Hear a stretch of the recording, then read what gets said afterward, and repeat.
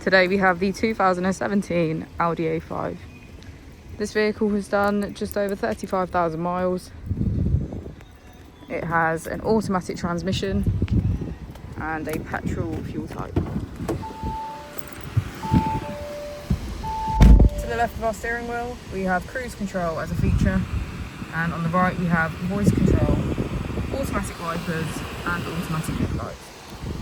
Moving on to our screen, we can access navigation, smartphone integration, radio and media. If we put the vehicle into reverse, we can see that it comes with front and rear parking sensors. Just below we have our 3-zone climate control with heated seats on either side. If we press our drive select button, we can switch between our 5 different driving modes. As we go into the back of the vehicle, we can see that all of our seats have a black leather trim.